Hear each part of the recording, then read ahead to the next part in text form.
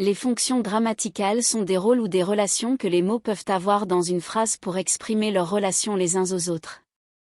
Elles permettent de comprendre comment les différents éléments d'une phrase interagissent et se complètent.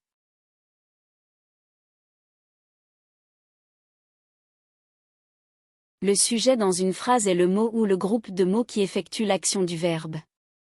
En d'autres termes, il représente la personne, l'animal ou la chose qui réalise l'action décrite par le verbe. Le sujet répond généralement à la question « qui » ou « quoi ». Dans l'exemple donné, le chien aboie, le sujet est le chien. C'est lui qui effectue l'action d'aboyer. Si on se pose la question « qui aboie ?», la réponse est le chien. Donc, le chien est le sujet de cette phrase. Il est important de comprendre que le sujet peut être exprimé par un seul mot, comme dans l'exemple précédent, où « chien » est le sujet. Mais il peut aussi être formé d'un groupe de mots, comme le chien dans cet exemple. Le sujet est une composante essentielle de la phrase, car il indique de qui ou de quoi on parle et permet de créer des phrases cohérentes et compréhensibles.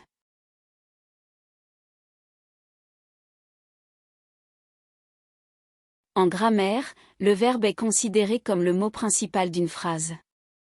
Il exprime généralement l'action que réalise le sujet ou l'état dans lequel il se trouve. Il existe différents types de verbes. Les verbes d'action, ils décrivent une action physique ou mentale réalisée par le sujet. Par exemple, dans la phrase « Il court tous les matins », le verbe « court » exprime une action physique. Les verbes d'état, ils expriment un état, une situation ou une qualité du sujet. Par exemple, dans la phrase « Il est fatigué », le verbe « est » indique l'état de fatigue du sujet.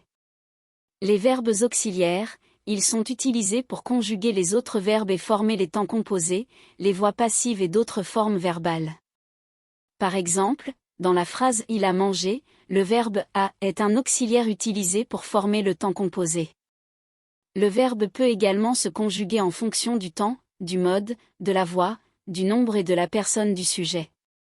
Par exemple, le verbe « manger » se conjugue différemment selon la personne, je mange, tu manges, il, elle, on mange, etc. En résumé, le verbe est le mot principal d'une phrase qui exprime une action ou un état du sujet.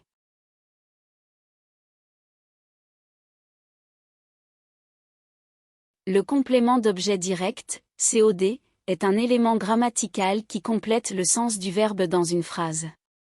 Il est généralement placé directement après le verbe, sans l'utilisation d'une préposition. Le COD répond aux questions « qui » ou « quoi » et permet d'identifier la personne ou la chose sur laquelle le verbe agit directement. Dans l'exemple donné, il mange une pomme, le verbe est « mange » et le complément d'objet direct est une pomme.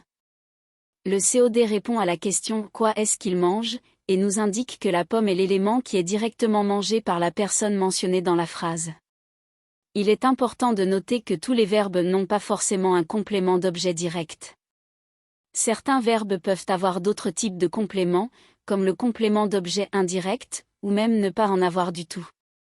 La présence ou l'absence d'un COD dépend du sens du verbe utilisé dans la phrase.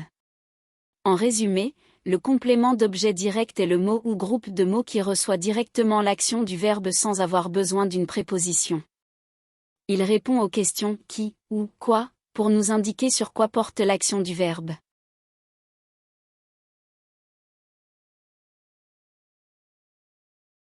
Le complément d'objet indirect, COI, est un élément grammatical qui complète le sens d'un verbe transitif indirect. Il indique à qui ou à quoi est destinée l'action du verbe. Dans la phrase « Il offre des fleurs à sa mère », le verbe est « offre » et l'action est d'offrir des fleurs. Le complément d'objet indirect est « à sa mère » car il répond à la question « à qui ». Il précise que les fleurs sont destinées à la mère. Le COI est généralement introduit par une préposition telle que « à », « pour »,« de », etc.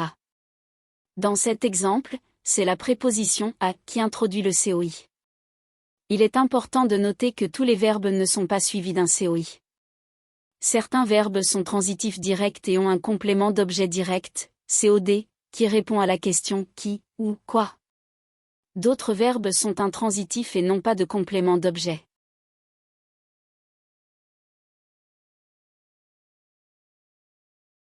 Le complément de lieu est un élément grammatical qui donne des informations sur le lieu où se déroule l'action exprimée par le verbe. Il complète le sens du verbe en indiquant où l'action a lieu.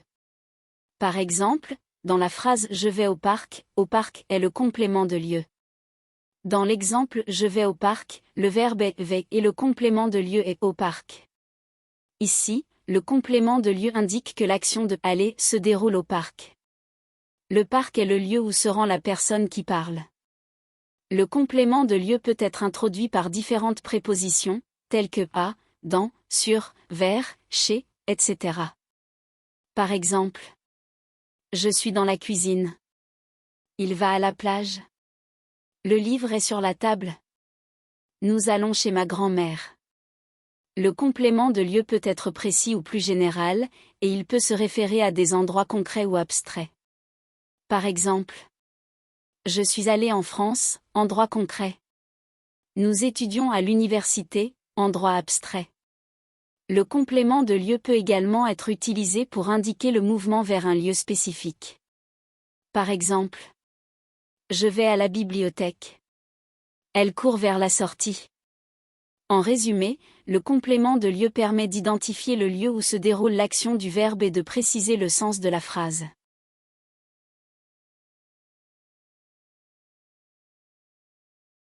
Dans une phrase, le sujet est généralement le mot ou le groupe de mots qui fait l'action du verbe. L'attribut du sujet est un mot ou un groupe de mots qui donne une information supplémentaire sur le sujet, en le caractérisant ou en le décrivant. Prenons l'exemple de la phrase « Le feu est rouge ». Dans cette phrase, le sujet est le feu, car c'est le mot qui fait l'action « être rouge ». L'attribut du sujet est « rouge », car il donne une information supplémentaire sur le feu, en spécifiant sa couleur. L'attribut du sujet peut prendre différentes formes, il peut être un adjectif comme dans notre exemple, un nom, le héros est courageux, un pronom, Marie est elle-même, etc. Il a pour rôle de préciser, de caractériser ou de décrire le sujet. J'espère que cela t'aide à comprendre le concept de l'attribut du sujet. N'hésite pas si tu as d'autres questions.